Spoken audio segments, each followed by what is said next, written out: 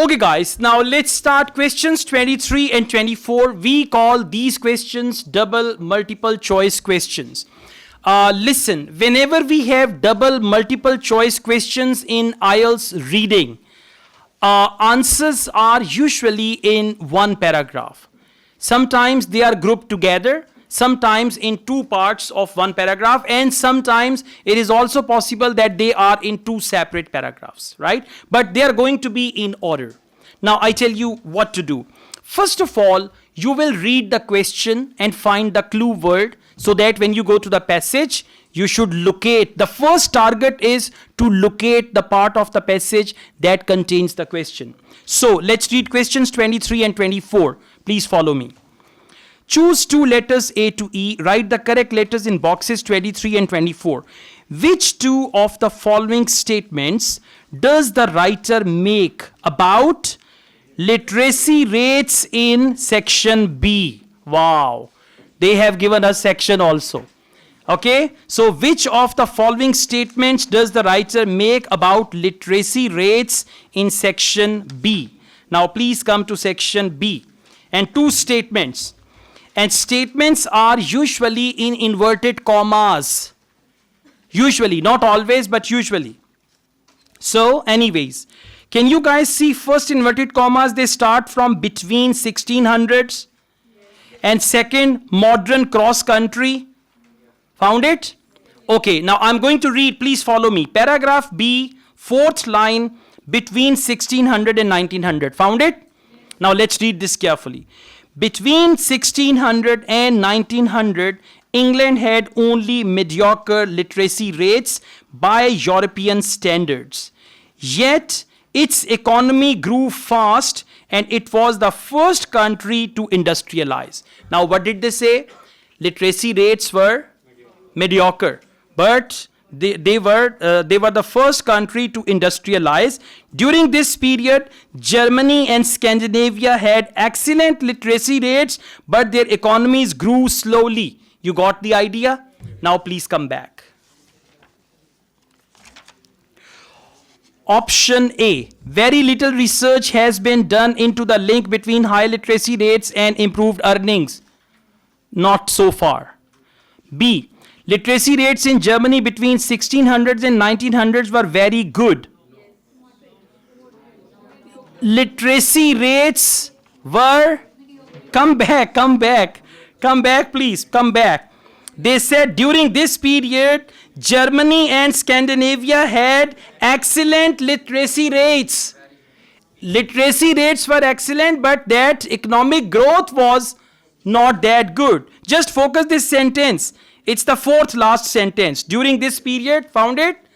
During this period, Germany and Scandinavia had excellent literacy rates, and that is literacy rates in Germany between 1600 and 1900 were very good. For very good, they use the word excellent. So this is the first correct answer.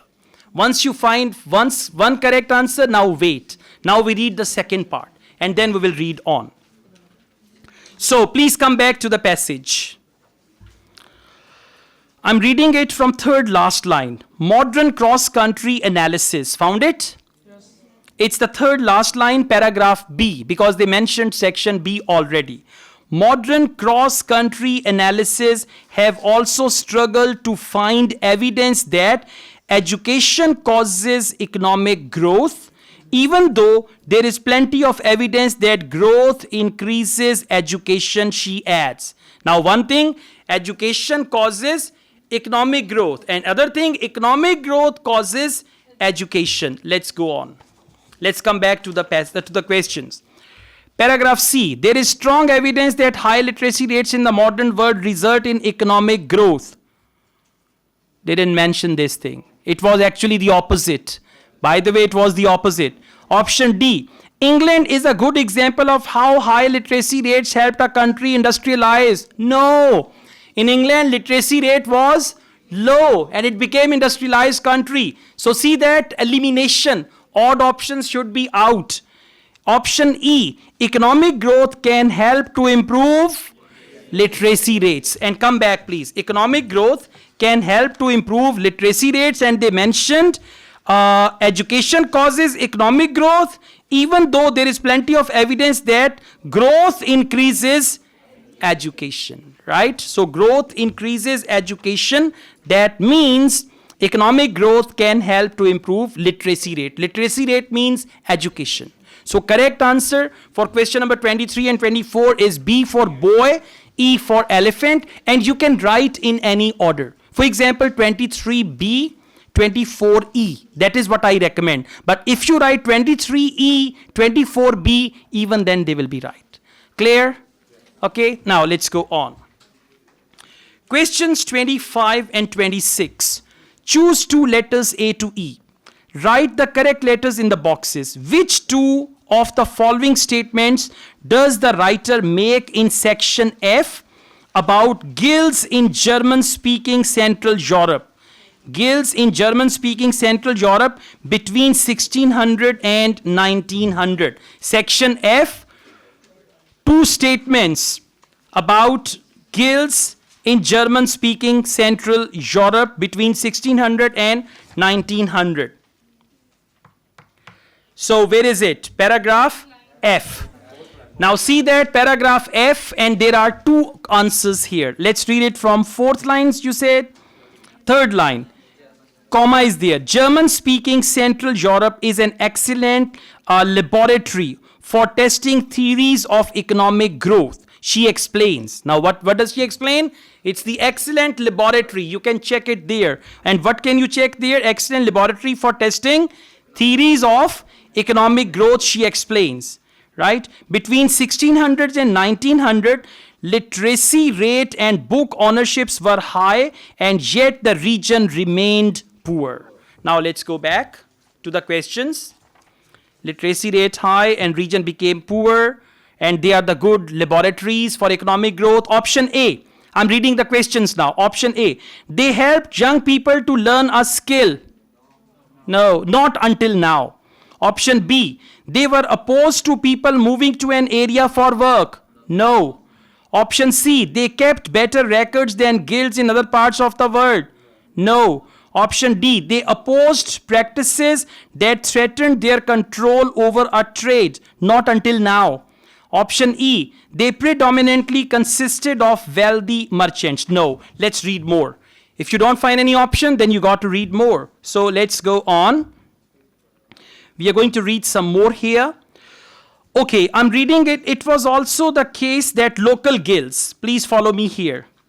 It was also the case that local guilds, found it? Yes. Okay, let's read on. It was also the case that local guilds and merchant associations were extremely powerful and legislated against anything that undermined their monopolies. So what was powerful? Merchant associations.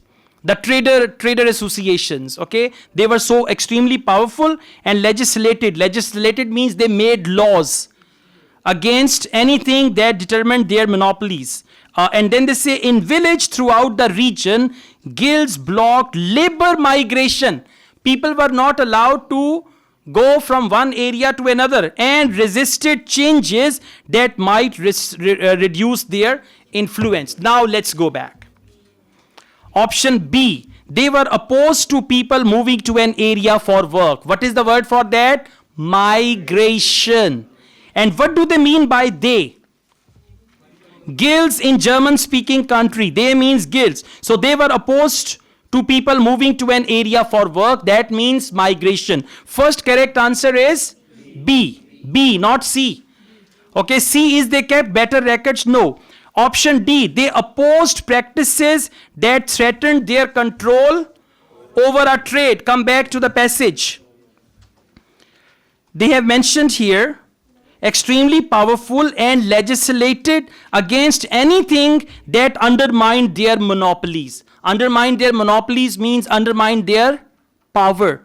Let's go back to the question. Option D, well done. They opposed practices that threatened their control. Threatened their control means undermined their monopoly. Threatened their control, undermined their monopoly over a trade. So D is the second correct answer. Okay? Question number 25, B for boy. Question number 26, D for doctor. All right. Yes.